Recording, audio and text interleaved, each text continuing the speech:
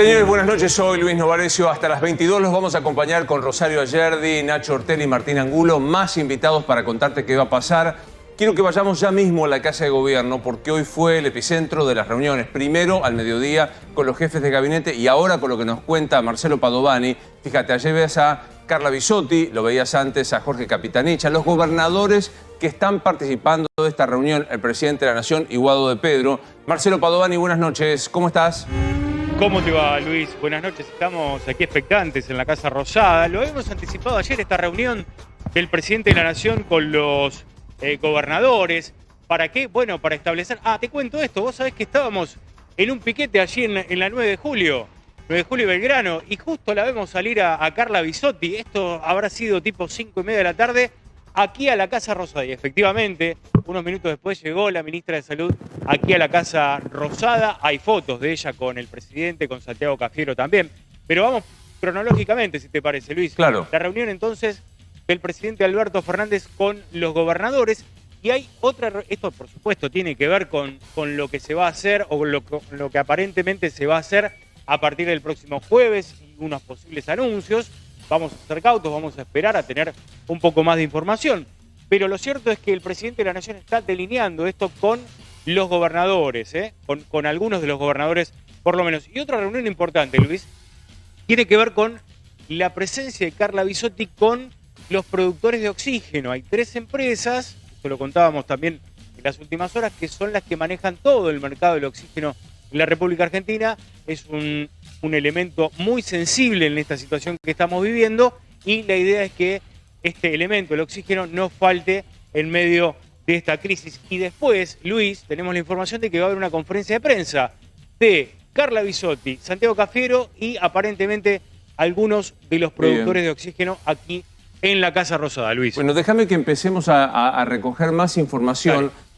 Junto con vos y con Rosario, reunión en la que ya uno de los gobernadores planteó situación desesperante por el tema atención sanitaria, ¿verdad? Así es, son distintos los gobernadores que ya fueron hablando, la reunión continúa. Alberto Fernández primero que dijo que se deben garantizar la mínima circulación y los contactos sociales lo menos posible. Gerardo Morales, gobernador de Jujuy, radical, dijo, en algún momento nos va a explotar también.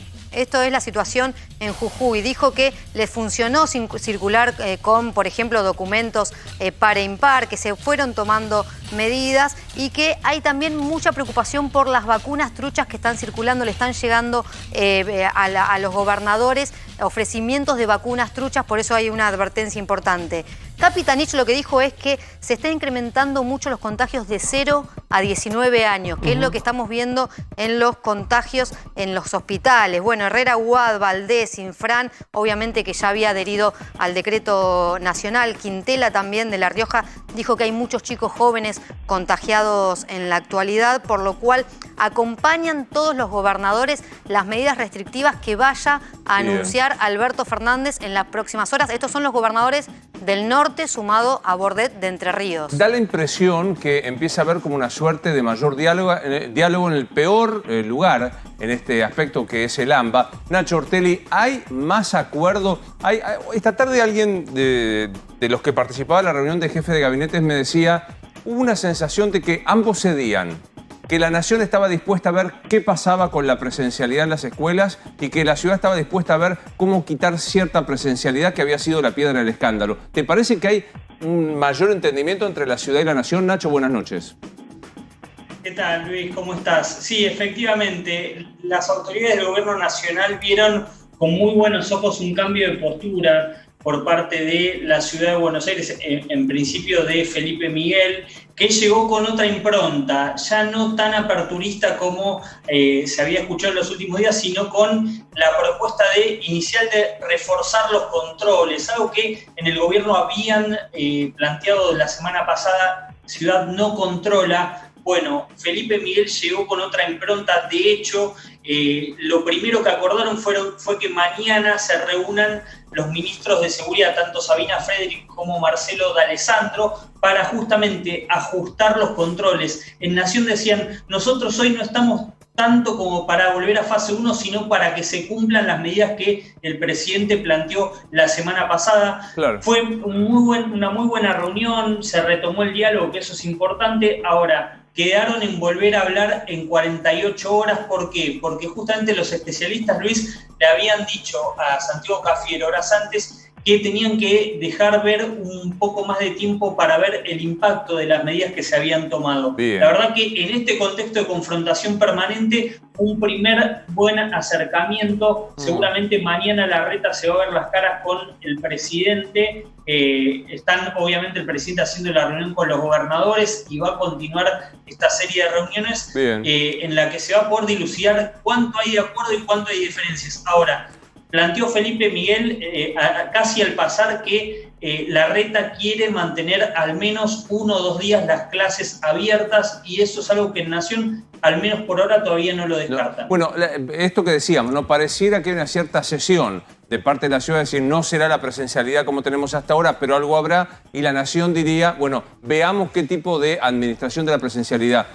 Pregunto para los dos, Rosario, ¿va a ser el jueves? ¿Tenemos idea? Yo sé que esto es imposible pronosticarlo, pues depende de un montón de factores, más el condimento Alberto Fernández, que habla de una informalidad particular este tema. ¿Será jueves el anuncio? Faltan 2 reuniones con los gobernadores, con los del centro, en la cual debería participar Horacio Rodríguez Larreta, y con los del sur. Si mañana hacen las 2 reuniones, la idea es poder anunciar finalmente las medidas el próximo jueves. Recordemos que el decreto rige hasta el 30 de abril. Bien. Y pregunta para Martín, la resolución de la Corte, ¿te animás a pensar cuándo estaría? Porque digo, a mí me parece que va a pasar lo que siempre sucede. Pateemos para adelante y se transforma casi abstracta la cosa, ¿no? Si no pasa eso, que es probable, la Corte va a resolver en el filo del vencimiento del decreto. Porque vos pensás que lo que está reclamando la ciudad sobre las clases presenciales vence el viernes.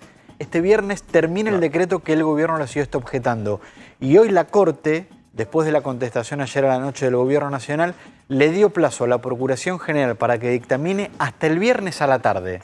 Si la Procuración se toma hasta el viernes a la tarde, ya prácticamente se volvería abstracto. Inclusive si la Corte resuelve antes, es sobre el filo, y la gran apuesta está ya no que la Corte diga si el decreto es constitucional o no, sino si va a marcar una suerte de parámetros, si le va a marcar la cancha a los 2 gobiernos de acá en adelante. Ahí estamos viendo, sí. Si la puedo ver aquí, se los agradezco. El gobierno está dispuesto, pidió confirmar el Claro, DNU. esto es lo que hizo ayer a la noche el Gobierno Nacional, le contestó a la Corte la demanda del Gobierno de la Ciudad, pidió que se confirme el decreto. Hoy a la tarde la Corte le pidió a la Procuración General que dictamine. También la Corte rechazó darle intervención a Axel Kicillof. Esto lo pidió el Gobierno Nacional. ¿Por qué? Porque el gobierno dijo, el problema no solo es en la Ciudad de Buenos Aires, es en el AMBA, es todo el AMBA. Y el AMBA forma parte de la provincia de Buenos Aires. Por lo tanto, queremos que Kicillof opine en la causa. La Corte le dijo no. Y lo que decíamos recién, la incógnita, ¿cuándo la Corte va a resolver esta causa? Ahora, con respecto a las clases presenciales, la provincia sigue diciendo que no tiene que haber clases presenciales. Recordemos esto porque Alberto Fernández lo sostiene y hay que ver si finalmente puede negociar con Horacio Rodríguez Larreta. Me parece que es la gran diferencia que queda. Después coinciden en acotar la circulación, en pensar en restricciones a las actividades recreativas, a las actividades deportivas con ciudad. Pero las clases presenciales, la provincia y Axel Kicillof, que hace 15 días, recordemos, que ganó su postura, es no. No terminante. Y el tema también son los controles, saber cómo se va a ejercer. Sea la decisión que se tome, cómo va a controlarse. Veamos qué pasa en Constitución. Gabriel Próspero, buenas noches. ¿Cómo estás? Hola Luis, buenas noches. Es notable ver cómo entre las 6 y las 7 de la tarde el movimiento, la dinámica de la Estación Constitución es prácticamente de una jornada normal. Pero normal hablo desde antes del principio de la pandemia, por la cantidad de gente que sale del subte e ingresa a esta Estación Constitución. Los controles son los mismos que vemos en estos momentos. Policía Federal pidiendo el certificado habilitante y demás. Ahora, de las 7 en adelante y ya llegando pasadas las 8, el movimiento baja notablemente. ¿Esto qué quiere decir, Luis? Que tenemos aquí en la Estación Constitución el termómetro de todas estas tardes. Que realmente la gente se apura de alguna manera para tratar de cumplir con la veda establecida de 8 a 6 de la mañana, amén de que todo aquel que ingresa a la Estación Constitución tiene que ser trabajador esencial, por lo menos trabajador esencial dentro de lo que está estipulado en esta nueva normalidad. Habrá que ver si a partir del lunes se acota esa esencialidad y si habrá que en todo caso hacer una nueva declaración jurada para tener un nuevo certificado habilitante. Pero eso es cuestión que deberá definir el Gobierno Nacional. Me dice Nacho que también algún dato más para agregar sobre estos controles. Sí, Nacho.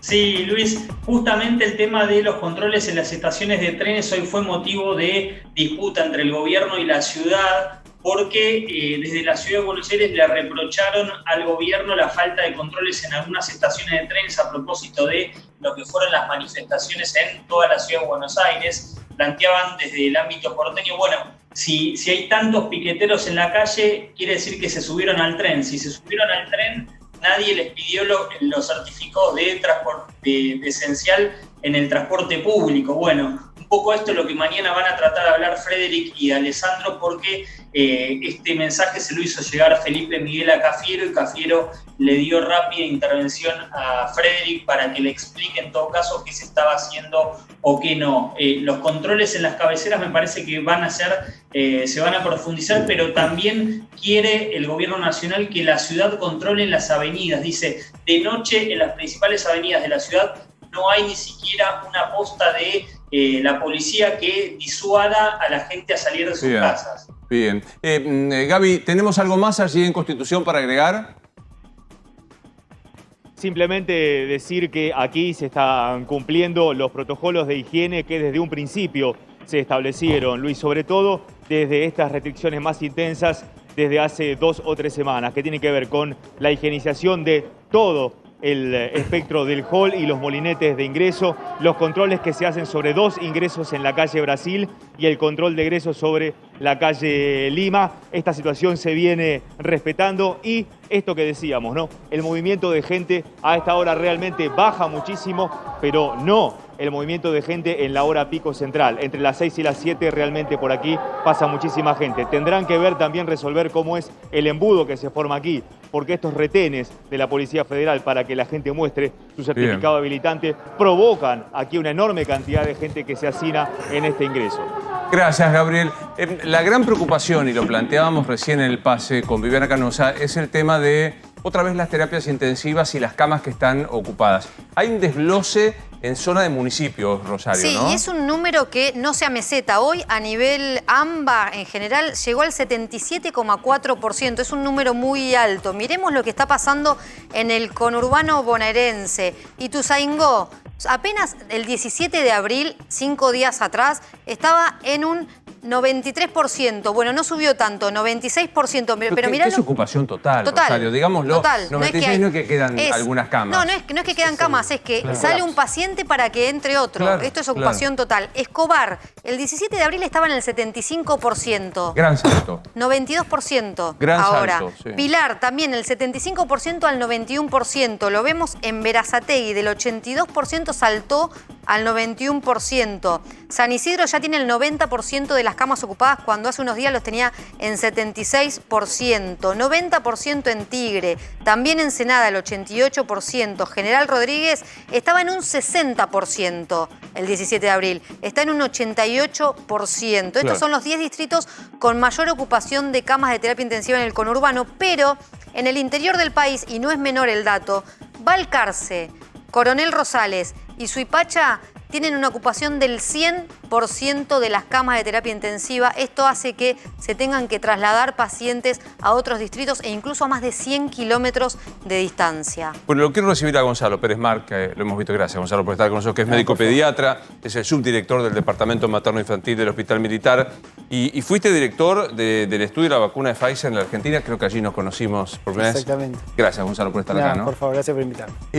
Nosotros los periodistas que solemos hablar de cosas que no sabemos, hablamos de datos médicos, 85, 95, el oxígeno y demás. Dame tu impresión como médico pediatra de dónde estamos parados hoy, finales de abril. Estamos parados en una situación muy complicada en este momento. Vos lo decías recién, 80% es en el funcionamiento de una terapia intensiva, es casi el 100%, porque vos necesitas camas para los pacientes que están internados por otras cosas o que están por COVID, pero en la sala de internación común, y vos necesitas una cama libre, necesitas mover un paciente, necesitas limpiar la cama mientras llega otro paciente derivado, tenés que derivar un paciente y entonces del otro lado les pasa lo mismo y vos no lo podés derivar porque lo tenés en la guardia de emergencia.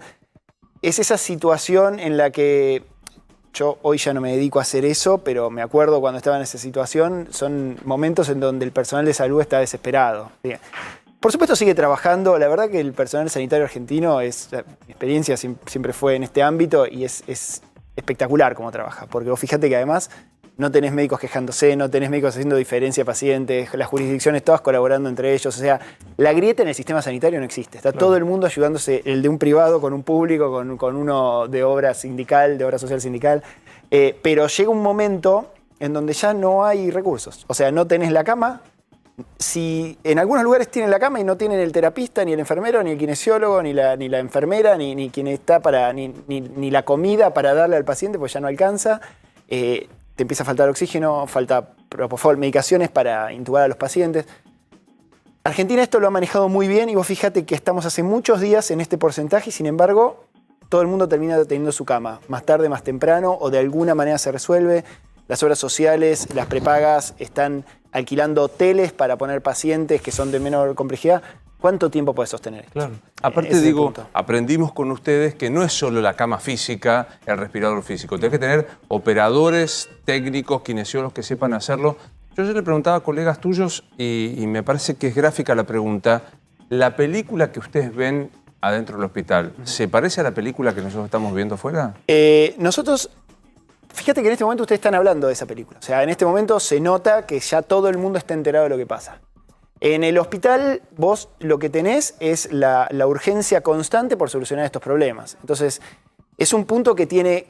Los médicos y médicas argentinos estamos acostumbrados a esto, no nos causa miedo, pero llega un momento que te agotás. O sea, llega un momento que además, si alguna de estas personas que está atendiendo tiene COVID o se tiene que aislar o tiene algún problema de salud que tenga que alguien lo tiene que reemplazar, no siempre está el reemplazo. Entonces, estamos en un momento donde está muy tensionado el sistema sanitario. Y no parece que vaya a frenar la circulación del virus, ¿no? Porque las restricciones son importantes, pero no son completas. Y entonces, mi pregunta es, bueno, ¿cuánto va a dar esto y cómo va a seguir? Porque, ¿cuánto va a dar esto? Y no lo sé, va a dar... yo siempre digo, no me gustaría enterarme, puede pasar, digo, ha pasado en otras situaciones así muy focalizadas en alguna jurisdicción con alguna enfermedad. Yo me lo acuerdo en la gripe H1N1 cuando fue la epidemia, fue una pandemia y la epidemia la vi, sí, en 2009, y la vimos sobre todo los pediatras y los obstetras en ese momento porque afectaba mucho a niños, a bebés, a embarazadas. Pero hay un día en donde alguien fallece o se pone muy grave en una ambulancia sin derivación o en su domicilio. Eso es lo que deberíamos evitar, me parece. O sea, esto hasta ahora no ha pasado, pero vos temés que si esto continúa, el paciente dando vuelta a la ambulancia y que no es atendido pueda ser una realidad. Claro, a mí no me gustaría que eso fuera una realidad. La verdad que hasta ahora, el año pasado no se llegó la circulación era mucho menor. Entonces, como los casos eran menores, no tenías ni siquiera esta amenaza y eso estuvo muy bueno. Este año estamos ya con la amenaza de que eso suceda. Entonces, no está colapsado el sistema sanitario, pero estamos en el borde. Sin poner adjetivos, digo, pero para entenderlo, estamos en el peor momento. Estamos en el peor momento y yo no recuerdo un momento de estas características desde mi formación hasta acá. Nunca. No, nunca. Te repito, lo vimos muy grave con pediatría en ese momento, pero que fuera tan general en todas las instituciones y con esta gravedad de pacientes, no. La pregunta es inevitable, ¿hay que parar todo? Desde lo sanitario, sin duda, habría que parar todo. O sea, lo único que puede ayudar en este sentido, en lo sanitario, así estricto, vos podés generar más recursos, poner más camas, todo, pero hay un punto donde eso se te va a agotar, porque el recurso es muy escaso, el recurso de terapia intensiva. Y aparte el recurso humano, ¿no? El recurso humano, sí, totalmente, el recurso humano y después insumos y todas esas cosas que también son un problema muchas veces. Pero el punto es que desde lo sanitario tenés que cerrar, después desde todo el resto, y bueno, después vos pones la educación en juego, pones la economía, el trabajo de la gente, de alguna manera la seguridad, si está toda la policía controlando otras cosas. Eso, a mí no me gustaría estar en este momento tomando decisiones a nivel político, sin duda. O sea, es imposible que vos puedas cubrir todos los frentes. Siempre yo digo, en estas crisis hay que mirar para adelante, porque si no empezás a hacer historia y ustedes son los médicos que sin duda piensan en el futuro. Te digo, ¿nos dejamos estar? Te digo la verdad, esta es una pandemia que ha sido tan volátil lo que ha pasado en todos lados, y la cantidad de veces que yo he dicho cosas que no han sucedido y que tenían que ver con el sentido común. No era que estaba inventando algo, sino que por la experiencia que yo tenía en lo que había pasado y cómo venía. Y la verdad es que nada parece ser, y fíjate, en el resto de los países pasa lo mismo. Es fácil mirar para atrás y nos dejamos estar. Ahora, también, ¿cuánta espalda tenías, estoy pensando yo ahora, fuera de lo sanitario, para cerrar todo? No, claro, imposible. Era imposible. Hoy por hoy se te hace imposible probablemente. Entonces ahí está el espalda desafío. Económica y espalda psicológica. Todo. Como decía, ¿cómo volvés a meter a la gente adentro que se hinchó el año pasado? Lo ves, bueno, educativo, psicológico. Sí, es terrible. Bueno, por algo esto es una pandemia. Y la pandemia genera el daño que genera. No es solo que se muera la gente. Es todo lo que va a pasar con deserción escolar, con otras enfermedades que son prevalentes y que no tuvieron la atención adecuada, la caída en las vacunaciones de la gente, los aumentos de niveles de pobreza. Bueno, todo lo que... Trastornos psiquiátricos, la pérdida de calidad educativa.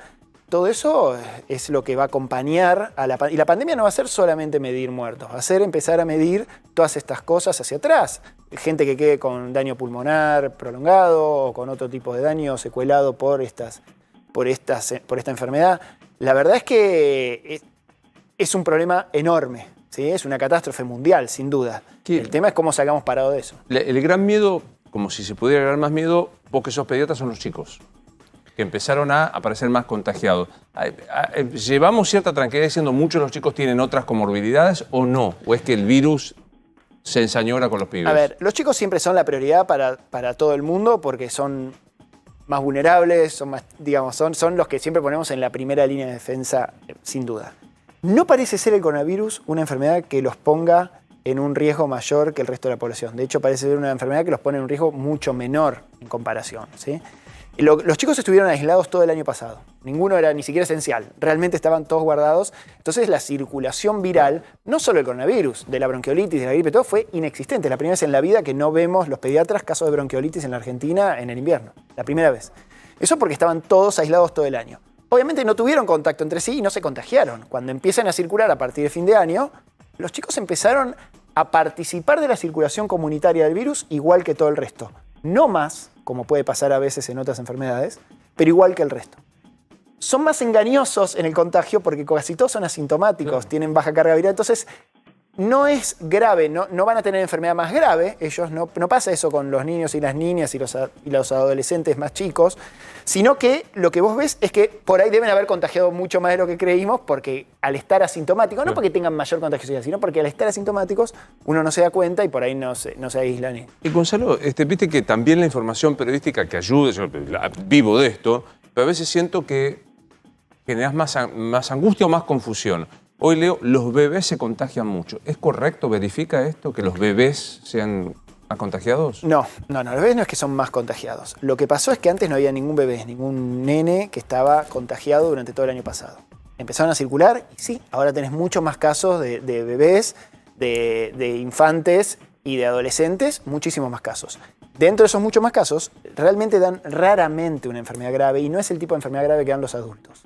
No es un daño pulmonar difuso, sino que dan un tipo de cuadro característico de la pediatría que es a los días de tener el virus, son reacciones del sistema inmune, son como cuadros inflamatorios multisistémicos que se han llamado en algún momento, una de las enfermedades de ese tipo es la enfermedad de Kawasaki, que fue noticia en su momento, que nosotros estas enfermedades las vemos postvirales en otros virus en los chicos. Pero claro, nunca tenés esta cantidad de gente con la infección viral a la vez, porque eso pasa en una pandemia.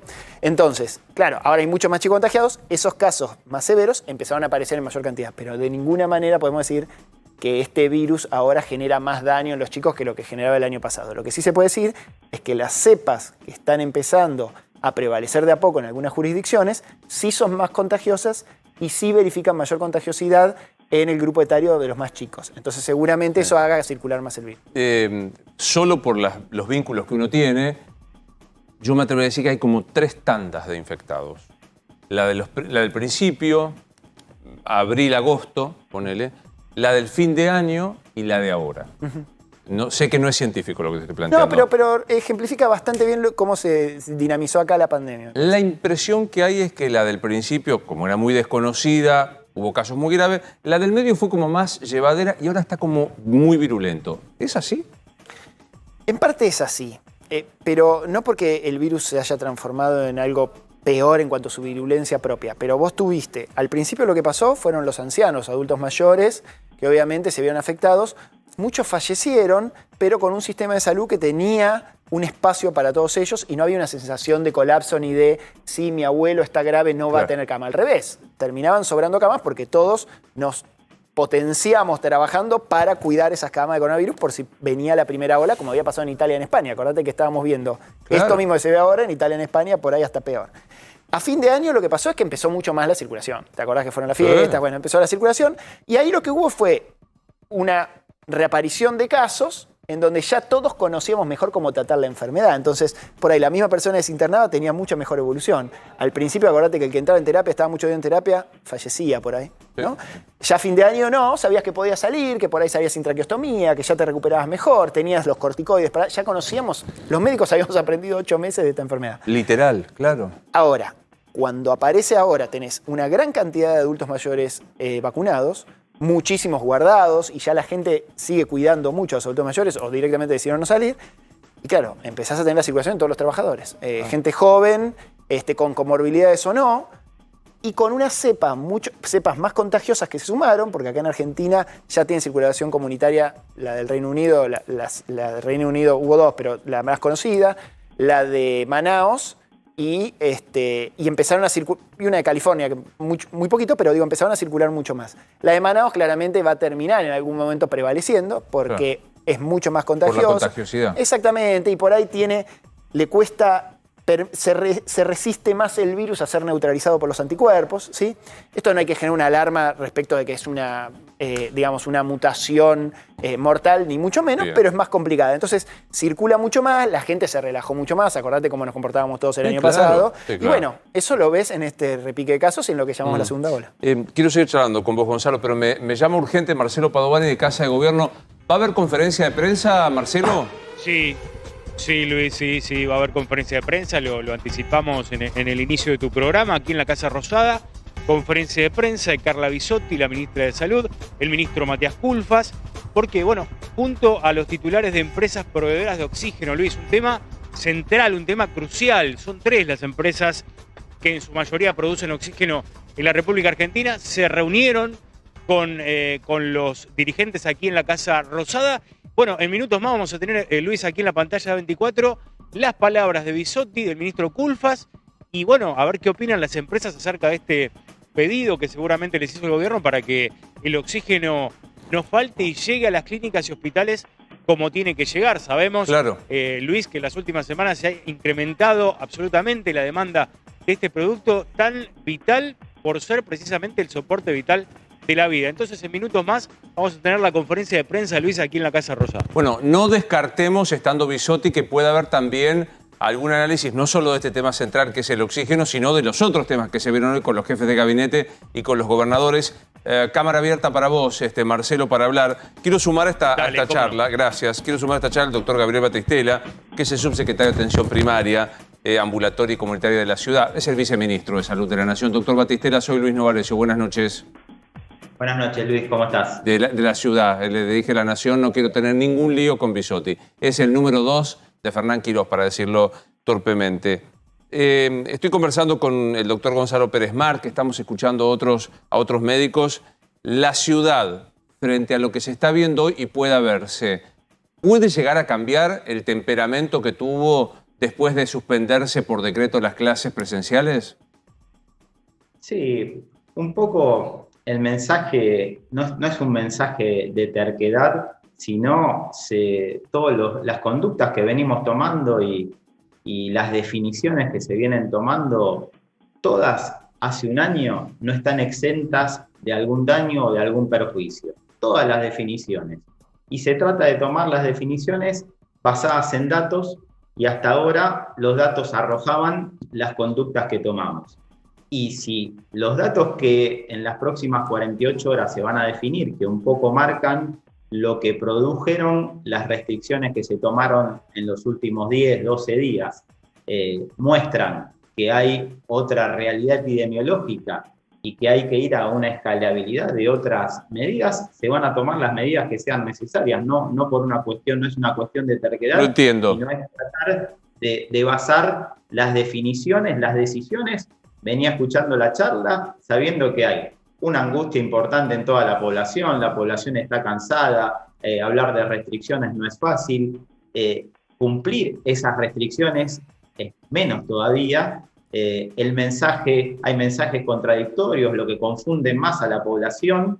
Entonces, en todo este entorno hay que basarse en datos concretos, que es todo un panel de control que nosotros desde el Ministerio de Salud vamos manejando, en ocupación de camas, en positividad, en cantidad de testeos. Claro. Yo trataba de preguntarle, y sin pedirle que anticipemos las medidas, porque no vamos a hacer de ninguna manera esto, pero digo, después de 10 días de estas medidas y orejeando, porque usted tiene una enorme experiencia, orejeando lo que viene pasando, ¿le parece que nos podemos mantener igual que aquel miércoles del discurso del presidente o que va a haber modificaciones?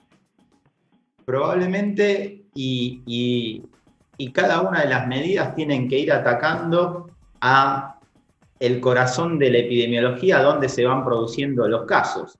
Nosotros, con las medidas anteriores, fueron estrictamente a todo lo que se relacionaba con los casos de contagios por contactos sociales.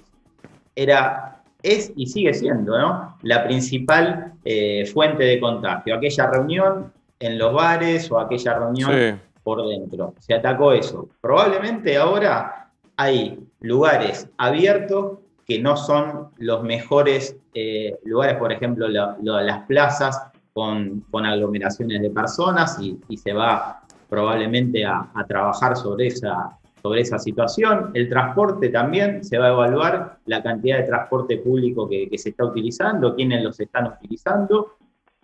Probablemente más control en ciertas situaciones, y esto un poco acorde a lo que hoy fueron dialogando los jefes de gabinete, tanto de provincia, de nación y de ciudad de Buenos Aires.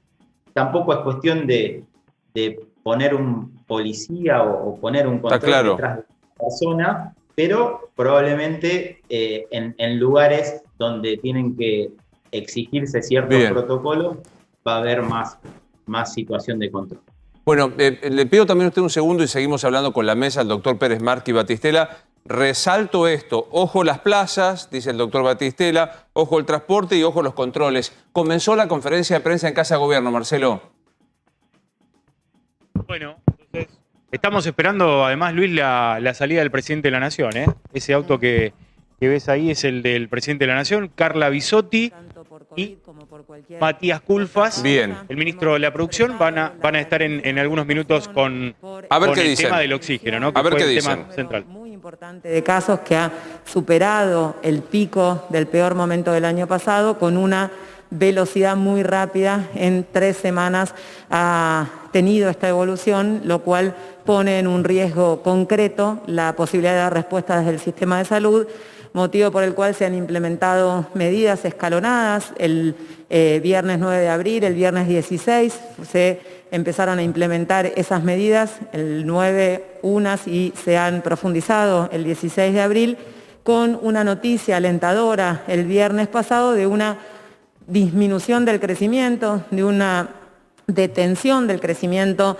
del número de casos, lo cual es realmente importante porque quiere decir que el esfuerzo y la disminución de la circulación ha tenido un impacto positivo en la transmisión, lo cual no significa que esté resuelto el problema y no significa que las próximas semanas sean muy complejas para el sistema de salud, atento que las personas que están ingresando a terapia intensiva ahora se infectaron hace unas semanas y los próximos ingresos de las próximas semanas van a seguir sosteniéndose aunque se mantenga esta disminución. Por lo tanto, la primera buena noticia, y la segunda es reforzar el concepto de fortalecer los cuidados, de saber que sí nos podemos organizar para minimizar la circulación, para estar con mucha atención en los cuidados y las recomendaciones y para solamente realizar las actividades mínimas, replantearnos permanentemente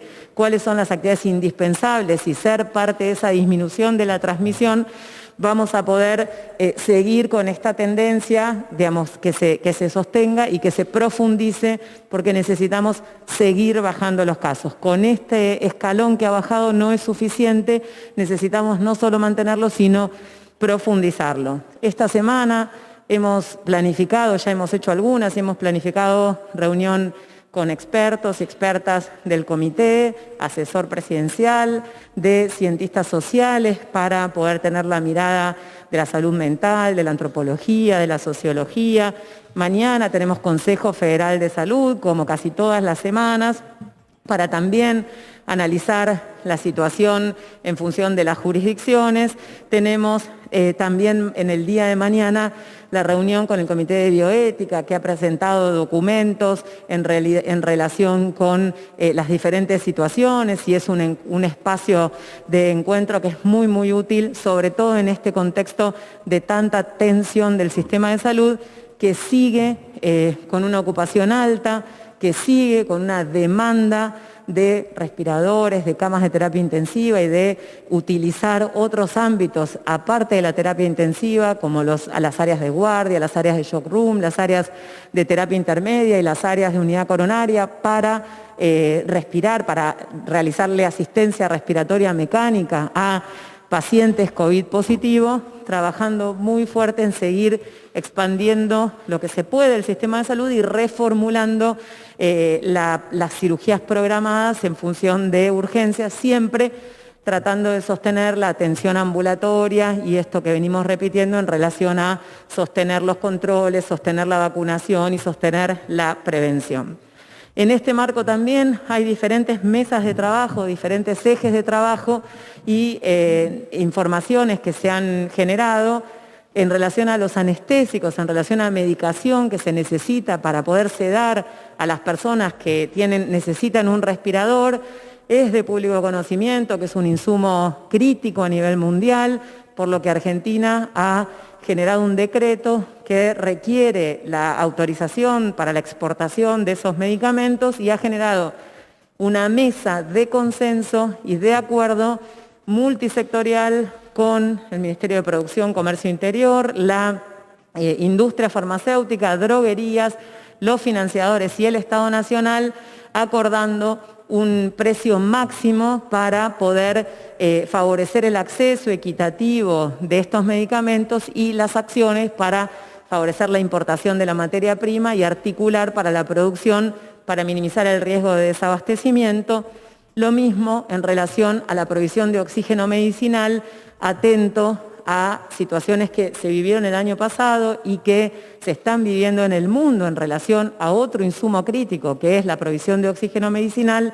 Hay una mesa de trabajo que está firme y activa desde abril del año pasado, nuevamente con el Estado Nacional, los diferentes sectores y con el sector privado, para trabajar fuertemente en prever e intentar minimizar cualquier dificultad en el acceso, situación que hoy estábamos recién en la reunión con el jefe de gabinete, con el ministro Culfas.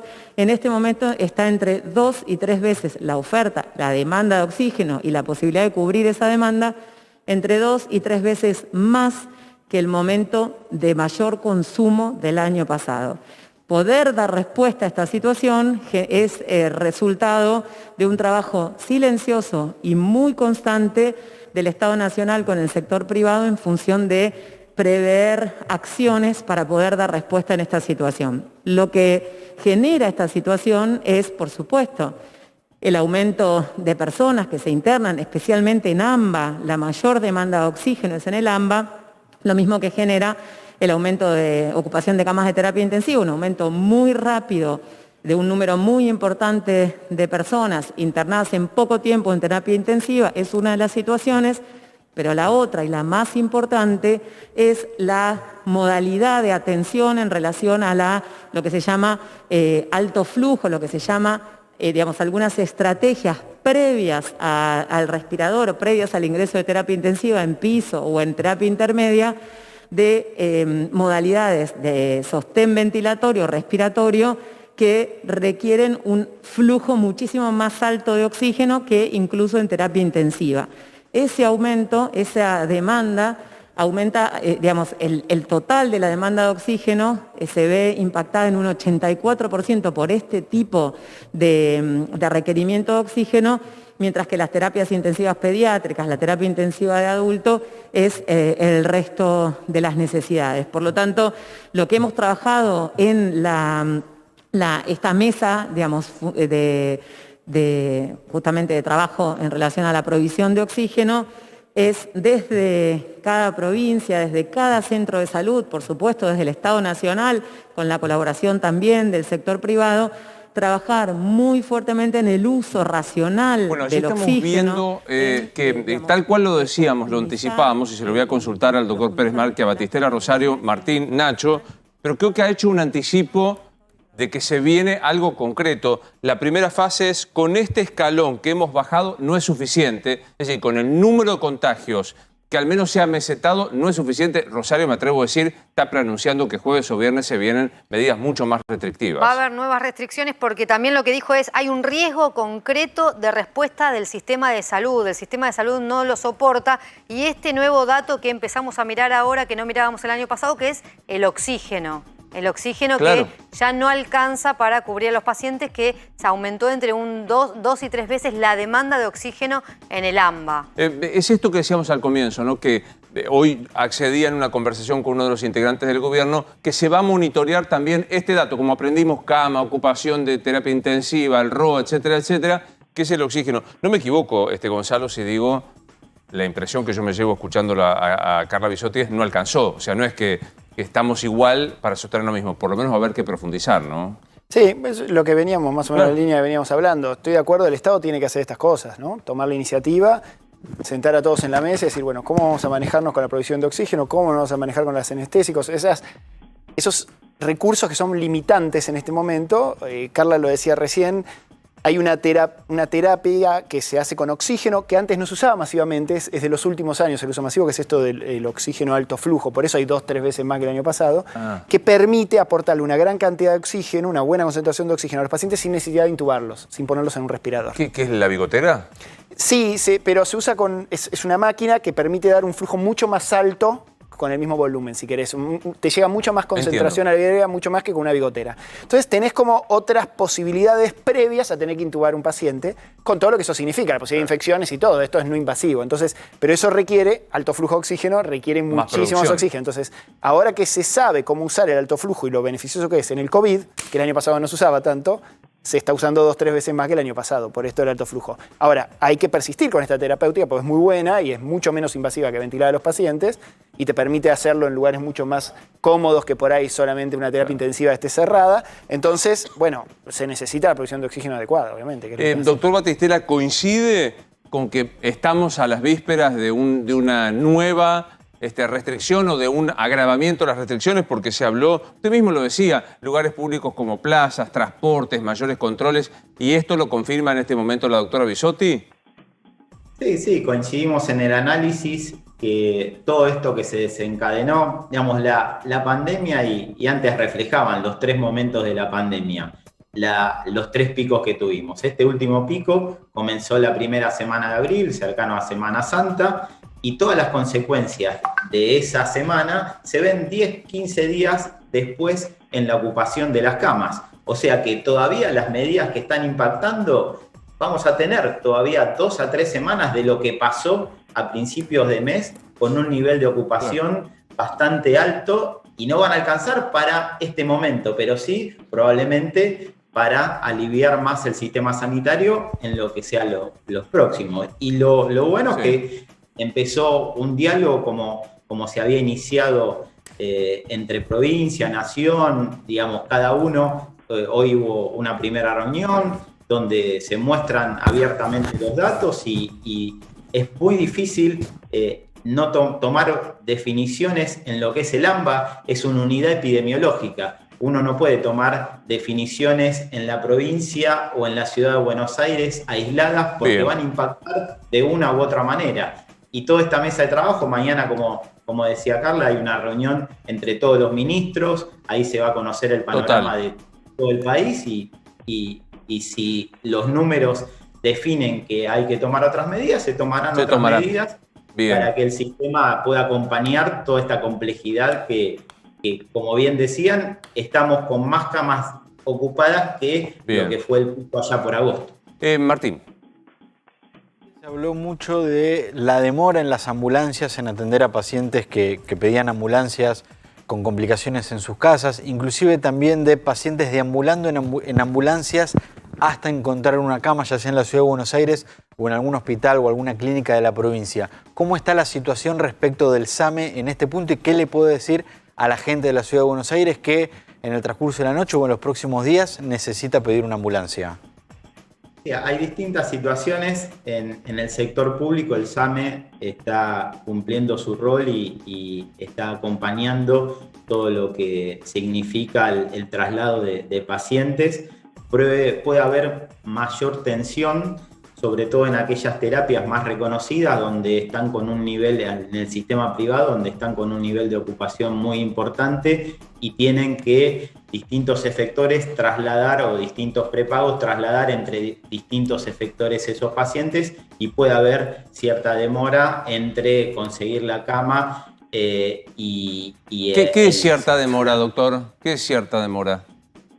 No, en conseguir una cama puede estar un par de horas y nosotros en ese sentido hay una mesa de trabajo entre el público y el privado, digamos, como efector principal el Ministerio de Salud de la ciudad es el responsable del cuidado sanitario de toda la ciudad. Está claro. Y en esto colaboramos en todo lo que podemos, tanto con obras sociales, con prepagos, en una cooperación mutua, en todo lo que se pueda referir en cuanto a insumos, en cuanto a utilización del sistema. Ahora, digo, hay hechos, Gonzalo, doctor Batistela, que son impactantes, ¿no? Digo, estamos en una situación que todos los médicos han coincidido. Bisotti, vos, el propio doctor Batistela. Me alegra que no haya posiciones así inflexibles. Lo escucho decir a Batistela, bueno, veremos los números, si hay que adecuar, se adecua, y etcétera, etcétera. Ahora, hoy vimos un fenómeno increíble en plena 9 de julio, que es que vamos a compartir en este momento, que organizaciones de izquierda, sindicatos de aeronavegantes, empresas recuperadas, digo, esto pasó a la luz del día por horas, sin que nadie interviniese. Ahí vemos el Partido de los Trabajadores, el PTS. La verdad que una cosa fenomenal. Yo digo, te pido que trates de abstraerte de la política porque no te quiero embarrar con la política, Gonzalo, pero digo, ¿esto es un foco de contagio? Sí, claro, sí, por supuesto es un foco de contagio. Viste que la pregunta obvia te genera la sonrisa. Es decir, claro que sí. ¿es una invitación a que se contagien 1000 y que repliquen 5000 y así sucesivamente? Sí, sí. Y bueno, pero eso te muestra cómo no es una cápsula lo sanitario y siempre está totalmente tocándose con lo económico. Recién lo hablábamos de los insumos, la falta de insumos o la necesidad de concertar también para ver qué se hace con la producción nacional y no exportarla. Y con lo social. Hay gente que evidentemente en algún punto decide, ya está tan desesperada por su trabajo o el problema que tenga, que decide, bueno, priorizar menos el cuidado de su salud en ese momento porque siente que hay algo que lo desespera mucho más. Y eso es lo que pasa con las pandemias cuando llegan a países que tengan mayor cantidad de problemas sociales. Obviamente va a terminar siendo peor. Es mucho más fácil controlarlo en un lugar en donde la gente no tenga otra preocupación que esa, o que si se queda en la casa tenga un subsidio, o que, no sé, hay países que han subsidiado a su población entera durante mucho tiempo. Entonces uno habla, bueno, las restricciones en Alemania. Sí, yo también mantengo restricciones en Alemania, digamos, si soy Alemania. En Argentina no es tan fácil, ¿no? No, pero digo, doctor Batistela, coincide que esto, perdón mi mano, coincide que esto es un disparate lo que se vio esta mañana desde el punto de vista sanitario.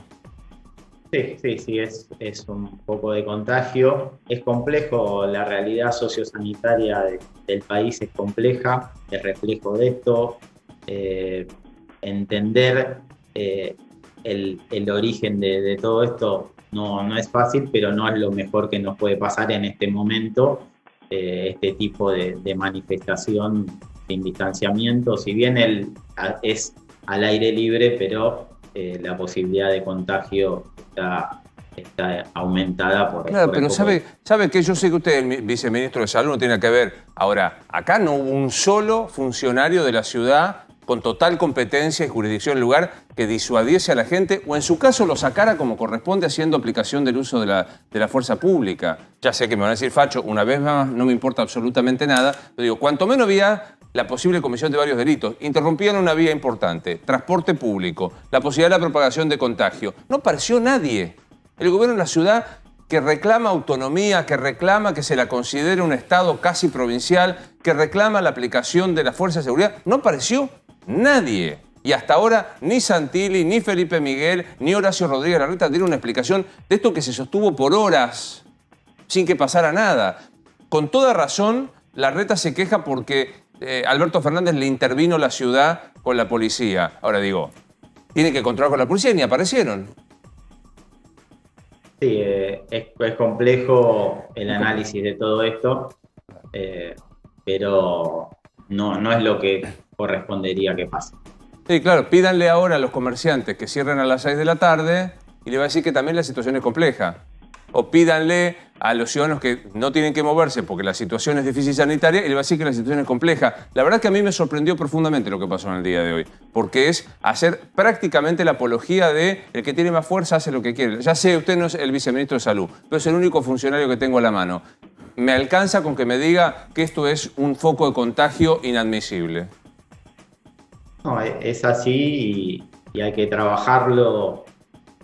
El diálogo, digamos, la fuerza muchas veces no sirve en estos casos, pero hay que seguir trabajando y seguir dando el mensaje a nivel poblacional. Está claro. Esto, las reuniones, son todos focos de contagio y las próximas 2-3 semanas vamos a estar muy complicados y tenemos que restringir todo lo que no sea imprescindible. Gracias, doctor Batistela. No, por favor, gracias a usted. Nacho, ¿qué información y opinión tenés de esto que ocurrió y de la situación en general? Bueno, Luis, es un tema que no saben cómo encontrarle la vuelta en la Casa Rosada y tampoco en el gobierno porteño. Pareciera, digamos, que se deja fluir las manifestaciones, pero no se atienden los reclamos de los pobres comerciantes que también van a estar con complicaciones con sus negocios, con sus emprendimientos a partir de nuevas restricciones. Hoy justamente consultaba del tema al Ministerio de Seguridad de la Nación y también al Ministerio de Desarrollo. Bueno, ¿qué solución le encuentran o qué solución están buscando? Porque hay manifestaciones en el Obelisco frente al Ministerio de Trabajo, ollas populares, gente compartiendo casi platos, sin barbijo, sin distanciamiento. La respuesta es ninguna. No había una respuesta para dar, no había una respuesta tampoco del Ministerio de Seguridad de la Nación. Decían, no vamos a reprimir manifestaciones. ¿Quién lo tiene que hacer? ¿La Ciudad de Buenos Aires? ¿Debería hacerlo por jurisdicción? Bueno, nosotros estamos de acuerdo con que no lo haga tampoco la ciudad. El tema es que esto es un foco de contagio. Después de esta situación, Luis, ¿cómo te plantás o cómo se planta el presidente o Larreta mismo y le pide un esfuerzo más a los argentinos? Total. ¿No? Bueno, ya volvemos con vos. De lo que puedas, Gonzalo, porque dirigiste el estudio de el más grande del mundo, ¿es correcto de que se hizo Pfizer de la Argentina? En un solo lugar debe ser el más grande de la historia, en un solo hospital. Sí.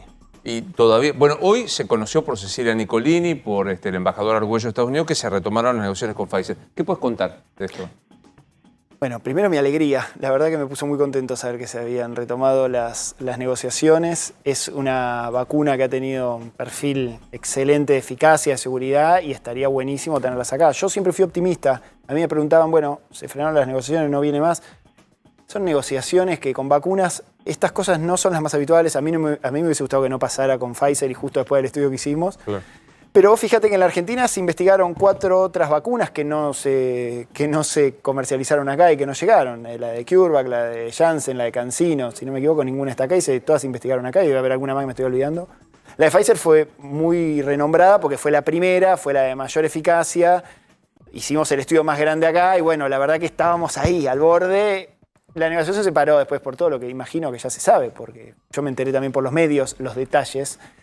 No creo que haya ninguna cosa misteriosa por detrás. Yo imagino que es esto que se está hablando respecto de haber apostado por una vacuna, después no se dio, cuando quisiste volver a la otra ya no había vacuna, seguramente va a haber sido un ida y vuelta. Y esta posibilidad de que se reabra me parece genial, porque si vos acá al mediano plazo o al corto plazo quizás podés contar con una vacuna que es excelente, Claro. que es muy segura y que la investigaste en la población argentina además. O sea, sabés que Curiosidad. funciona muy bien acá. Escuché, no sé si es correcto, que de los 6.000 investigados o 6.000 testeados, creo que Voluntarios, sí. 3.000 eran placebo, 3.000 eran Exacto. vacuna. A los 3.000 de placebo se los vacunó como con prioridad, ¿es correcto? Exacto, es así. O sea que hay Es así. 6.000 argentinos que tienen vacuna Pfizer. Exactamente. Y en todos los estudios de vacunas nosotros ahora vamos a hacer alguna investigación de otra vacuna nueva y van a venir varias más. Es decir, esto está bueno decirlo porque dentro de 4 o 5 meses, si andan bien estas vacunas, seguramente lo harán porque en las fases anteriores anduvieron muy bien, vamos a tener disponibles a nivel mundial 6, 7 vacunas más muy buenas. Entonces eso va a generar mayor cantidad de vacunas para todo el mundo. Pero en general ahora todos los estudios de vacunas que se hagan acá en cualquier lado del mundo, como ya tenés aprobada la vacunación para parte de la población, todos los placebos en algún momento van a recibir la vacuna también. Entonces cualquier persona que se anote en un estudio sabe que primero o después va a recibir la vacuna igual más allá que reciba placebo. ¿Y dónde se anota la gente siquiera? Bueno, nosotros todavía estamos con ciertas cuestiones de confidencialidad, pero si no la semana que viene ya vamos a estar informando. ¿Se va a hacer para la nueva vacuna también del mismo laboratorio? No, de otros laboratorios. Ah, de otros laboratorios. Sí, porque nosotros hacemos investigación clínica Claro. a gran escala y con Pfizer trabajamos en un montón de medicamentos y tenemos muy buena relación, pero tenemos también con otros laboratorios y vamos a hacer estudios similares al de la vacuna Pfizer Con otras- o más grande incluso con alguna otra vacuna. Un placer verte, Gonzalo, como siempre. Bueno, muchas gracias por Gracias por invitarme. haber venido. También aquí en el programa un día te contamos el caso del señor Gelo, que necesitaba su vacuna porque había detonado una enfermedad oncológica y no era atendido en la provincia de Buenos Aires. ¿Qué pasó, Martín? Hoy un juez federal le ordenó al gobierno nacional darle a Felipe Gelo la segunda dosis de la vacuna Sinopharm que él se había aplicado en su primera dosis. ¿Cuál es la historia?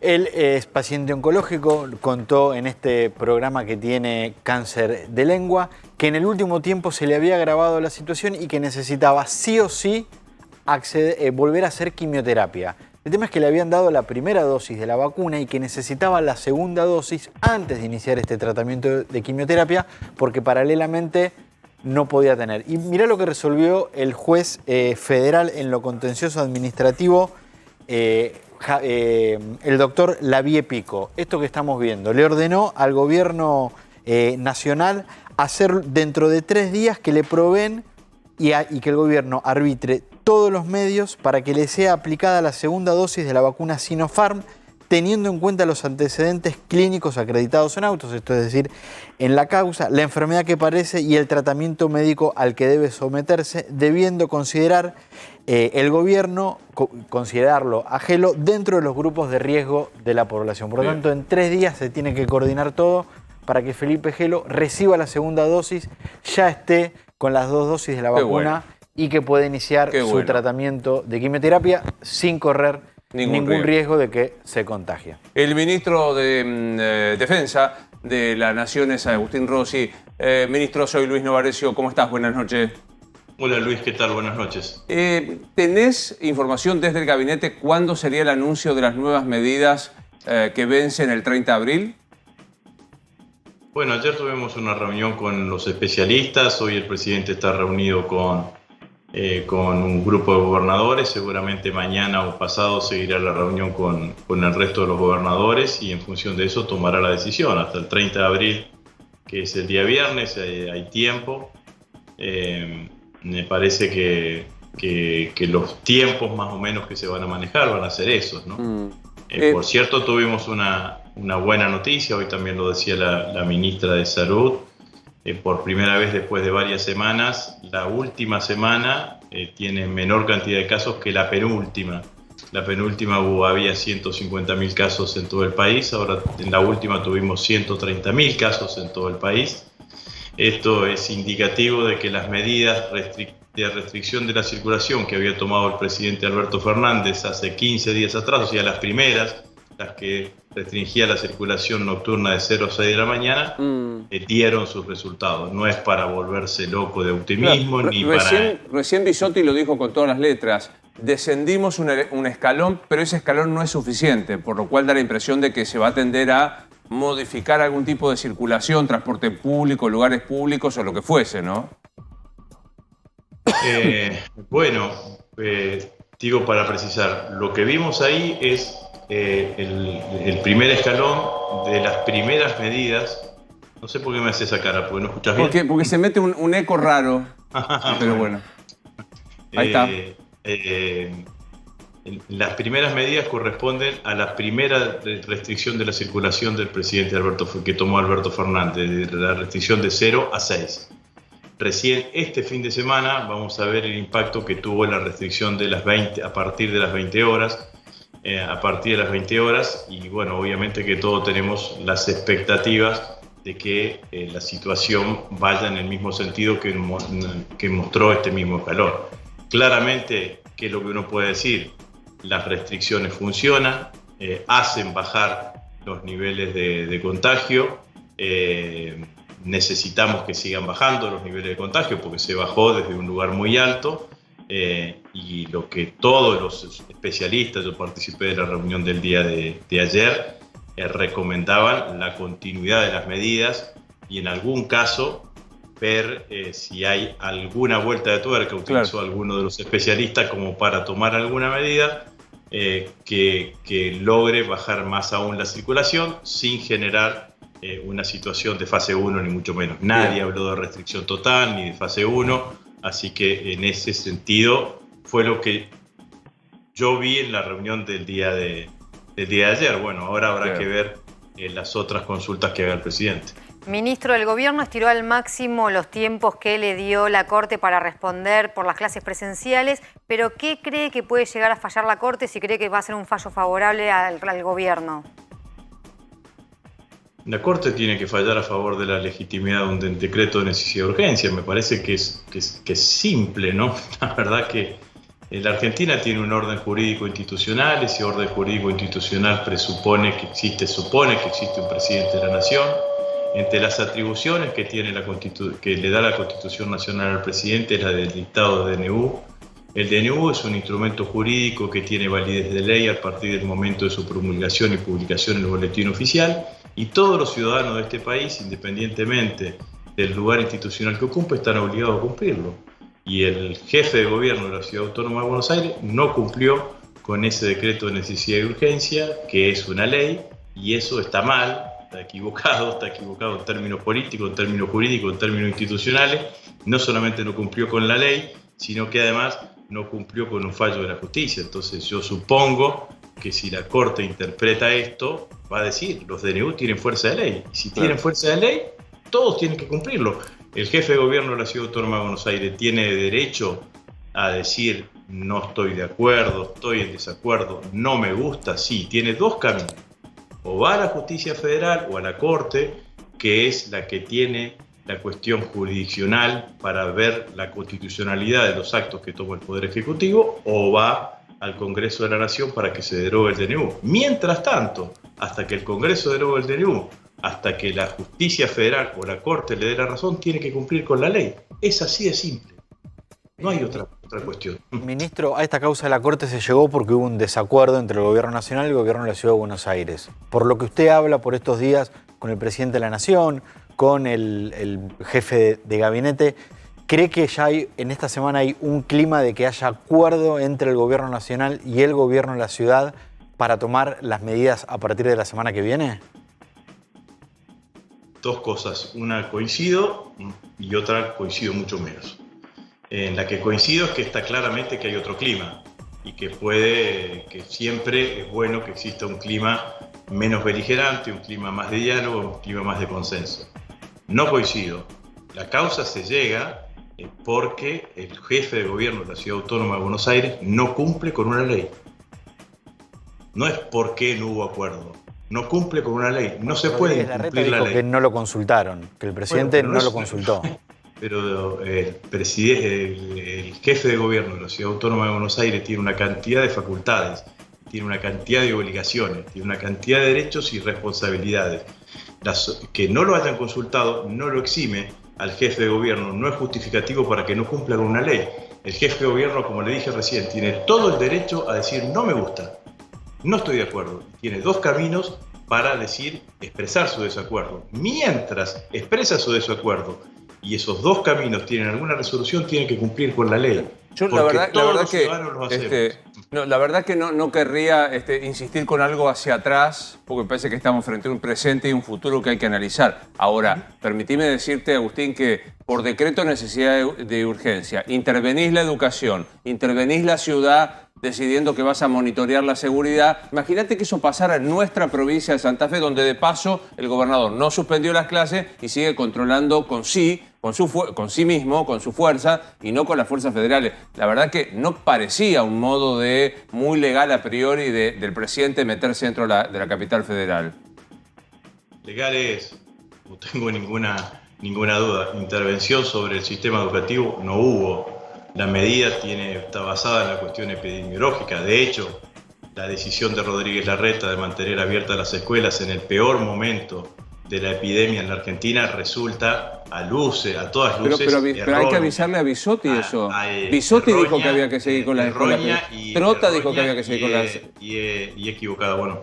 Pero no me lleves al debate... No, por eso te digo, no quiero volver atrás, pero tampoco puedo dejar pasar. Al debate previo. Es verdad, pero digo, el día que interviene el presidente diciendo suspéndanse las clases, su ministra de Educación, su ministro de Educación y su ministra de Salud dijeron no hay que suspenderla. Es raro, cuanto menos, ¿no? Bueno, que sea raro no significa que no sea legal y no hay ninguna intervención al sistema educativo. Lo único que hay es decir, mantenga las escuelas abiertas en forma virtual, no las mantenga en forma presencial. No me parece que esa sea una intervención. El jefe de gobierno de la Ciudad Autónoma de Buenos Aires llevó la discusión a límites que parecía que era laica o libre el debate, y no era laica o libre, era suspender la presencialidad en el sistema educativo de la Ciudad Autónoma de Buenos Aires y de todo el AMBA durante 15 días. 10 días de clase, Luis. 10 días de clase. Sí, claro. No pareciese que fuese de una dimensión enorme como para que el jefe de gobierno, que vuelvo a decir, tenía todo el derecho de disentir, de discutir, de decir todas las cosas que vos dijiste, que es parte de su discurso, pero tenía que cumplir con la ley, porque las leyes están para cumplirlas. Y si no, sacarle la posibilidad al presidente de dictar DNU y que no haya ningún DNU y que entonces, listo. Pero las leyes están para cumplirlas y eso es lo que no hizo el jefe de gobierno de la Ciudad Autónoma de Buenos Aires. Sí, Nacho, ¿querés preguntarle al ministro Rossi? Sí, Rossi, ¿en cuánto cree que influyó el ala duro de Juntos por el Cambio en esta actitud que usted le marca o le atribuye a Larreta de haber desoído el DNU del presidente? Más allá de esta falta de consulta que lo marcamos aquí periódicamente, no existió por parte del presidente.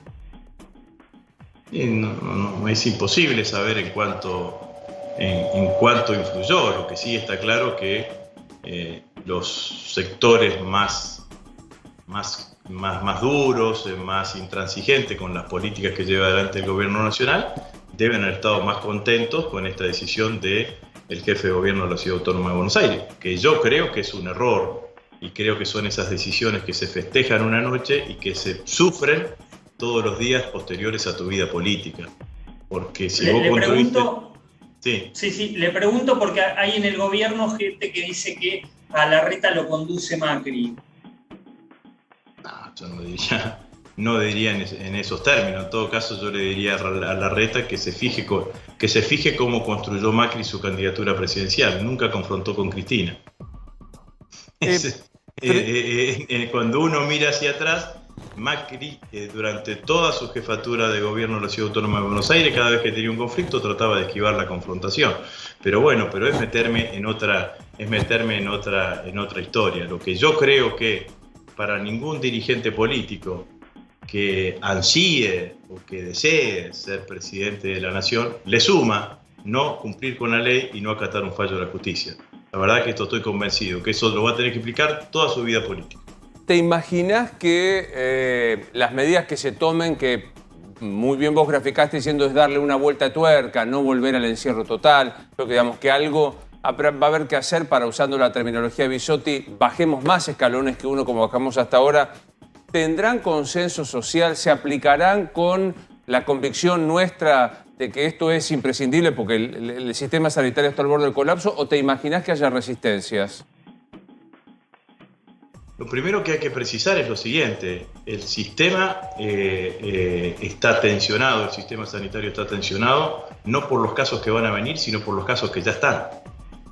Digamos, nosotros ayer teníamos 275.000 argentinos infectados De esos 275.000 argentinos infectados por COVID, se presupone que entre el 2 y el 3% pueden terminar en un hospital, en un sanatorio, y pueden terminar en terapia intensiva. Entonces, el sistema hay que fortalecerlo y reforzarlo desde todo lo que podamos hacer en forma conjunta. Las medidas que estamos tomando es para que dentro de 15 días el sistema de salud esté menos tensionado de lo que está ahora, pero en los próximos 15 días el sistema de salud va a estar tensionado.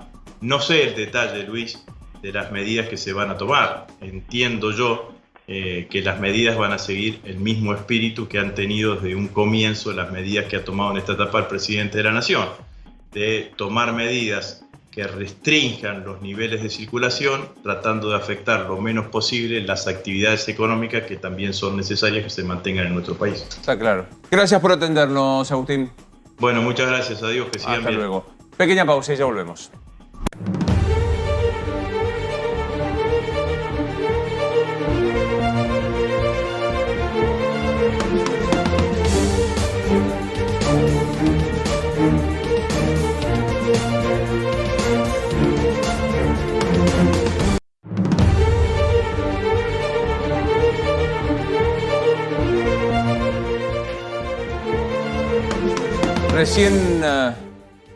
Recién hablábamos con el doctor Pérez Marc sobre el tema de la reapertura de negociación con Pfizer por las vacunas. Nacho, ¿qué hay concretamente sobre esta posibilidad? Y no lo tengo. Ahí está. ¿Lo tenemos? Ahora va a volver. Ahora va. Bueno, mientras espera, ahí estás. Cuénteme. Luis, sí, hoy Cecilia Nicolini, la asesora presidencial, te diría la mano derecha y el brazo de Alberto Fernández en todo lo que tiene que ver con negociaciones por las vacunas, blanqueó que Carla Bisotti tuvo un encuentro con autoridades de Pfizer. Nosotros hace algunas semanas habíamos contado que estaba la intención del gobierno de retomar la iniciativa y retomar el diálogo con Pfizer. Bueno, Nicolini dijo que Bisotti retomó las negociaciones, lo blanqueó públicamente. El encuentro, Luis, fue hace algunas semanas, justo cuando nosotros lo habíamos confirmado. Esto se da ante la incertidumbre por otras vacunas, sobre todo la AstraZeneca. Hay un fastidio muy grande en el gobierno por la situación con AstraZeneca. Este acuerdo se había caído evidentemente por diferencias políticas y estratégicas de Ginés González García durante la gestión del ex ministro de Salud, que había dicho que Pfizer había pedido requisitos poco habituales e inaceptables, y ahora se están retomando. Está también metida en las negociaciones Vilma Ibarra y también Cecilia Nicolini. Fíjate que nosotros tenemos el documento que visibiliza la existencia de esta reunión hace algunas semanas en el Ministerio de Salud entre Carla Bisotti y Nicolás Baquer, que es gerente general de Pfizer, de la firma aquí en la Argentina. Fíjate, se dio el día 12 de abril en el Ministerio de Salud. También estuvo Mauricio Monsalvo, que es secretario de Gestión Administrativa, y Juan Ignacio Romero, que es director de Asuntos Corporativos de la firma Pfizer. ¿Qué plantean en el gobierno? Bueno, nunca se interrumpieron los contactos, siempre se mantuvo el vínculo institucional. El gobierno y el Estado argentino en sí tiene como proveedor a Pfizer, por lo tanto era fundamental que el vínculo no se rompiera. Bueno, el vínculo no se rompió y ahora entramos en la etapa de ver qué requisitos pide Pfizer para traer las vacunas a la Argentina. Esto, Pedro, Luis, es muy importante decirlo. No quiere decir que vayan a llegar vacunas de Pfizer mañana y pasado y la semana próxima. Pero sí es un buen indicio que se retome el diálogo, ¿no? Esta era la pregunta que quería hacerte. Obviamente que está muy bien, lo dijo aquí Conrado Stoll, hay que ser multivacuna, es decir, negociar con todas. Hay una vacuna alemana que se está por aprobar la semana que viene y demás, con todos. Pero concretamente, ¿la reanudación de charlas implica la posibilidad de vacunas en el corto plazo? No en el corto plazo, pero sí a mediano plazo. Va a depender de qué implique o en todo caso qué pida Pfizer, qué quiera ceder a Argentina. Las autoridades son muy claras en esto. Argentina no va a ceder ante presiones inaceptables. En eso sí que no cambió la situación, pero al menos se retomó el diálogo, Luis. Es muy importante, sobre todo porque Pfizer en su momento, al hacer las pruebas aquí en Argentina, había accedido, obviamente esto no había quedado plasmado en un contrato, pero sí había accedido a que fueran condiciones generosas respecto a lo económico. Hay algo interesante, Nacho. Primero decir que Cecilia Nicolini va a estar esta noche en el programa Que Nos Sucede con Mangel, la asesora presidencial. Y hay algo interesante que, mala mía, no le pedí a Rosario que repitiese, que ella hoy contó en la radio, que es un artículo que publica el Consejo Editorial. Sí, el Consejo Editorial del New York Times, un consejo respetado de este medio, que lo que dice, hace una nota sobre qué está pasando con las vacunas en el mundo y los países que no pueden acceder a las vacunas. Y es interesante porque dice que Pfizer no solamente buscó en algunos países, no nombra a la Argentina, pero habla de algunos países, no solamente buscó la protección ante la propia negligencia, sino que también le pidió a los gobiernos que aporten activos soberanos, incluidas reservas bancarias, edificios de embajadas y hasta bases militares. Este es un artículo del New York Times. Es una pena que me omití enviarlo a la producción para que puedas ver el artículo, y te sumo, Nacho. Digamos, evidentemente la negociación de Pfizer en otras naciones, según cuenta el Consejo Editorial del New York Times, no fue sencilla. Acá se agregó la interna de la jugada política hacia la vacuna, a la Sputnik, a la vacuna rusa. Pero evidentemente hay como un ruido. Me alegra que se retomen las negociaciones, pero bajémosle el tono, Nacho, a creer que vamos a tener vacuna dentro de 2 meses. Exactamente. No van a llegar mañana las vacunas de Pfizer si es que llegan a cerrar un acuerdo del gobierno argentino con las autoridades de la firma. Ahora, es importante que se apueste a un plan multivacunas, claro, sobre todo por lo que se dio con la Sputnik, que se pensaba que en diciembre iban a llegar al menos 2 para vacunar a 12,5 millones de personas y no terminó ocurriendo, y también con respecto a AstraZeneca, ¿no? Ahí me parece que el gobierno terminó apostando de lleno y la verdad que no le terminó saliendo bien, obviamente no por mala intención de los funcionarios, sino porque esperaban que las empresas giraran antes las vacunas. AstraZeneca mantuvo una reunión la semana pasada con Cafiero antes de que llegaran más vacunas chinas, y Santiago Cafiero fue contundente. Ustedes prometieron una cantidad, no cumplieron. Y en todo caso, ¿para qué salieron a decirle a la gente, a la población, de que iban a llegar cuando no llegaban esas vacunas? Bueno, aquí estamos muy en claro. Rápidamente la producción encontró este artículo que, insisto, es del Consejo Editorial del New York Times, que hace un análisis de qué pasa en el mundo con el tema vacunas. Como ustedes ven ahí textualmente, el mundo necesita muchas más vacunas, y hay un análisis publicado el día de hoy respecto de naciones a las que no se identifica, la Argentina no aparece, allí está involucrada, a la que se pedían distintas cauciones, desde fondos, cauciones económicas, edificios de embajadas y también en algunos casos bases militares, ¿no? Así es lo que dice el New York Times, y por esto es la discusión de vuelta de qué pasa con Pfizer. Ni bien habló Cecilia Nicolini, también desde el gobierno empezaron a bajarle el tono, es decir, esperemos a ver qué es lo que sucede con Pfizer, pero ni siquiera desde el gobierno estimulaban estas conversaciones. Se mantienen porque es lo que tienen que hacer, pero ninguno espera que haya negociaciones con Pfizer que traigan vacunas a la Argentina. Bueno, y después quiero que hagamos un resumen de en qué estado están las edades de inscripción en distintos distritos. Porque la capital es una cosa, la provincia es otra. Pero digo, recién hablaba Nacho de la vacuna AstraZeneca. ¿Qué novedades hay con ella? Bueno, el gobierno de Estados Unidos lo que sí oficializó es que se van a repartir, hay 60 millones de vacunas de AstraZeneca que no están oficializadas en Estados Unidos para dar, que se van a distribuir en distintos países. Cancillería ya inició hace algunas semanas algunas conversaciones. Lo que nos dicen desde el gobierno nacional es que Biden está interesado en que las vacunas lleguen a Latinoamérica. ¿Por qué? Porque ven cómo Rusia y China coparon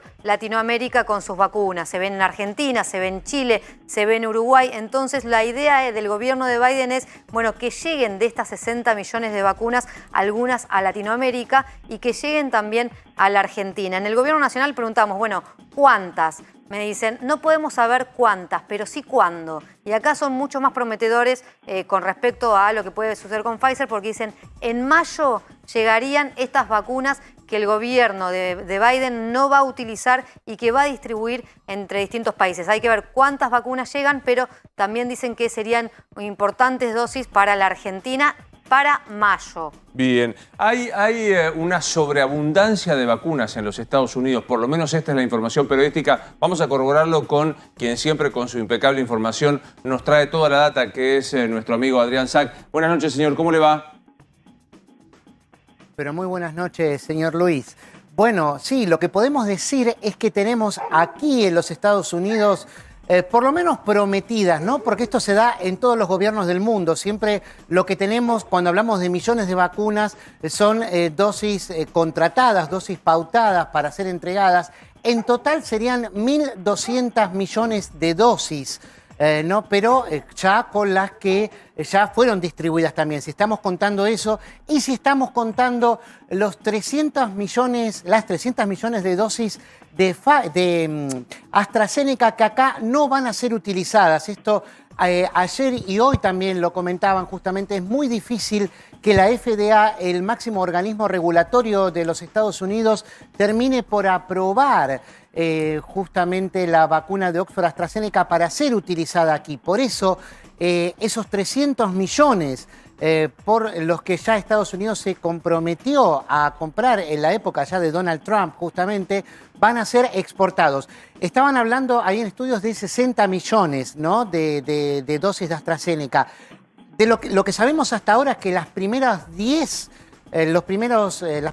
millones de dosis irían sobre todo a la India, ¿no? ¿Por qué a la India? Porque Estados Unidos está en deuda con ellos del primer tramo de la pandemia, cuando la India, cuando en momentos en que Nueva York estaba en grandes dificultades, envió aquí, a manera de préstamo, o de trueque, si querés, por adelantado, una gran cantidad de material sanitario, material de protección, sobre todo barbijos, ¿no? Y elementos necesarios para la asistencia de los enfermos. En aquel momento que recordemos, el sistema sanitario estaba realmente al borde del colapso aquí. Entonces, eso es lo primero que se va a hacer. Y lo otro es, atención, porque nadie está hablando, salvo la agencia AP, sale algo citado de esto, que serían donaciones. No serían necesariamente donaciones, ¿no? Como pasó con el caso de los 4 millones de dosis de Oxford AstraZeneca que fueron a México y a Canadá. En ese caso se habló de un préstamo, ¿no? Parece que no es tan fácil poder donar estas millones de dosis por fuera del programa COVAX, ¿no? El programa de las Naciones Unidas, que es justamente para donar dosis. Entonces, no hay información tan clara al respecto. Claro. Adrián, esta sobreabundancia de vacuna también genera lo que en algunos casos provocó la declaración, por ejemplo, del responsable del condado de North Miami, que dijo, vengan los turistas, luego la corrección. Hoy, ¿cuál es el estado de quién puede y con qué requisitos vacunarse en los Estados Unidos? Mirá, la verdad, si te tengo que ser sincero, en base a lo que veo, a lo que me cuentan y a todas las situaciones aquí en los Estados Unidos, se vacuna el que quiere. Y el que no se vacuna es porque no quiere. Realmente hay una superabundancia de oferta y la gran preocupación es que justamente se vacunen en mayores cantidades el segmento de edad de entre 18 y 35 años. Por eso hay como una sobreestimulación, hay una campaña muy fuerte para poder mantener el ritmo de vacunación de cerca de 3 millones de dosis aplicadas por día, que estuvo bajando, ¿no? Hubo bastantes altibajos al respecto en la última semana. Pero la verdad que vos me preguntabas por los requisitos. Ahora, en esta etapa, no están preguntando claramente por la residencia, como sí lo hacían al principio y en algunos lugares, porque todo depende de cada caso, de quién te atienda también y todo. Pero lo normal es que la vacuna te la apliquen si vos llenás los papeles que necesitas para que te hagan el código QR, el código que vos presentás cuando te vas a vacunar. El código QR, perdón, sí, el código QR que vos presentás cuando te vas a vacunar. Una vez que ya lo presentás es porque tenés todos los formularios debidamente completados, ¿no? Entonces podés, ya vas directamente y te lo hacen, ¿no? yo no he sabido de ningún caso que haya llegado alguien y le diga, no, a usted no lo vamos a vacunar porque no es residente. Eso no es una situación real. Por lo menos no es algo que puedan hacer porque no hay ninguna ley que te diga, no se puede vacunar a alguien porque no es residente. Ni siquiera están exceptuando a la gente que está como residente ilegal aquí. Hubo casos paradigmáticos en Nuevo México respecto de gente que estaba ilegal aquí y que protestaron porque justamente no los querían vacunar y los vacunaron igual, con ausencia de documentos o con pasaporte vencido. O sea, eso justamente no es una realidad que te pidan la residencia, ¿sí? Cuando vos llenás el formulario te piden, ¿usted qué dirección nos puede dar? Y vos le das la dirección de donde estás parando, por ejemplo. Eso es así. Y en cuanto a Miami, es muy bueno el punto que tocaste. El alcalde de Miami, de North Miami, que tampoco es que se fue para atrás, como dijeron algunos medios argentinos. Dijo, bueno, quizás no debía haberlo dicho así, pero no hizo más que blanquear una situación. El estado de Florida, con el gobernador Ron DeSantis a la cabeza, está promocionando a su estado como el estado de la libertad. Incluso para la gente de otros estados, donde por ahí les cueste más conseguir un turno o tengan que esperar más tiempo, le digo, vengan directamente a Florida y se vacunan. O sea, es así de abierto. Y lo que hizo el otro día con North Miami, que era justamente hacer acuerdos con los consulados de otros países, de Perú y Ecuador, si no mal no recuerdo, ahí quizás se extralimitó, pero no hizo más que blanquear una situación que se está dando ahora. Total. La verdad Sí, que Martín. van y se vacunan. Sí, es lo que están haciendo. Adrián, buenas noches. Hoy conocimos la noticia que en Estados Unidos la gente que esté vacunada va a dejar de usar barbijos. ¿Esto es en todo el país o en algunos estados? Bueno, esto es una recomendación de la CDC, ¿no? El Centro de Control y Prevención de Enfermedades, que lo que dijo es que ellos recomiendan en sus guías que hacen para todos los 50 estados de los Estados Unidos y después las gobernaciones disponen, es sugerir o pedir a los restaurantes, por ejemplo, que tienen mesas afuera, al aire libre, o incluso a los distintos condados, a las distintas ciudades, que tenían en algunos casos reglamentaciones para que usaran barbijos en la calle, algo que realmente nunca se cumplió, salvo al principio de la pandemia de manera estricta, que aquellos que están vacunados justamente, sobre todo cuando se reúnen en algún lugar que esté al aire libre, y subrayan lo del aire libre, justamente puedan hacerlo, ¿no? Se aclara en la guía qué cantidad de gente, ¿no? Lo primero que decía el doctor Anthony Fauci, ¿no? El epidemiólogo más conocido aquí en los Estados Unidos, era que esos grupos fueran reducidos, que primero hablaba de 2 personas, después de 3,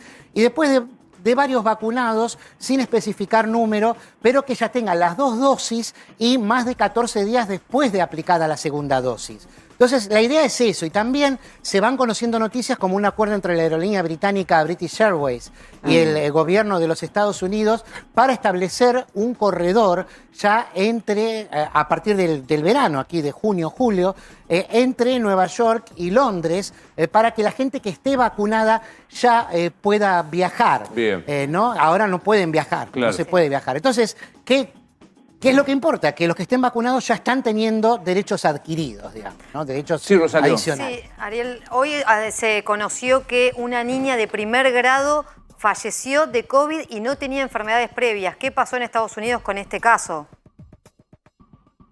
Bueno, es un caso que se comentó bastante justamente porque durante mucho tiempo, por ejemplo, el expresidente Donald Trump decía que los chicos eran casi inmunes al COVID, ¿no?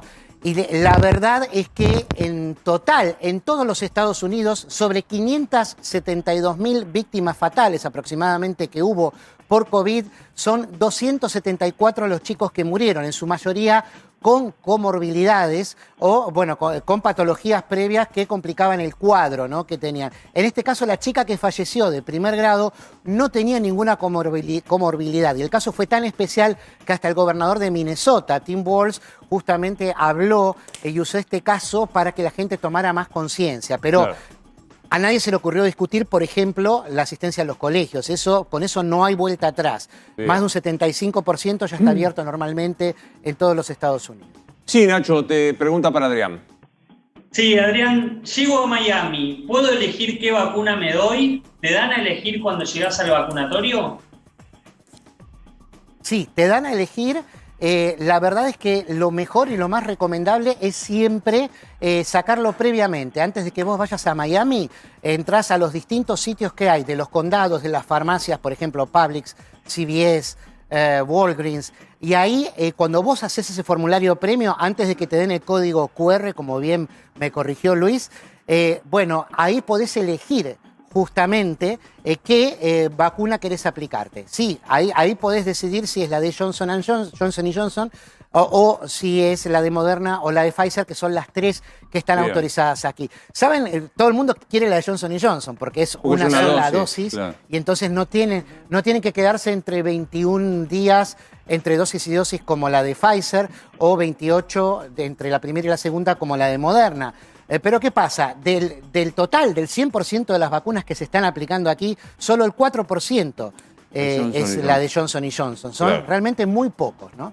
Un placer, como siempre, escucharte, Adrián. Me alegro de haber tenido tiempo para verlo y aparte no quiero dejar de destacar tu puesta esta noche. Da toda la impresión que estás en el patio de la Casa Blanca con la ventana esa mítica que se ve del Salón Oval. Acá. Estás en Atlanta, de todas formas, ¿no? Estoy en Atlanta, sí, es una casa blancuzca más que blanca. Esta es mi casa. Y con una bandera china comprada en internet, china de fabricación china, ¿no? Sí, Porque sí. si vos la ves cerca es de hule y todo. Pero esto es televisión. Me prometieron varios que cuando vaya a mi próximo viaje en Argentina me van a regalar una bandera de ceremonia argentina para poner al lado. Yo con mucho gusto la voy Prometido. a colocar, así podemos hacerlo desde adentro. Pero va a ser un placer. Me prometo que si voy a tu casa, vamos a comer los asados que te veo todos los sábados en condiciones de hacer, así que espero que, ojalá que en algún momento podamos viajar. Un placer escucharte siempre, Adrián. Va a ser un placer, pero te vas a dejar transmitir comiendo el asado, ¿eh? Obvio, pero oíme, es decir, Acá es así. por un asado lo que venga. Abrazo. El Y señor yo por Adrián una Sack, nota lo que pequeña venga. pausa y volvemos. Nos quedamos con Mangel ahora, pues con mi amigazo Babi Echecopar, señores, un gusto verlos. Gracias Rosario, un abrazo también, gracias Martín, un abrazo a Nacho. Soy Luis Novares y nos vemos mañana.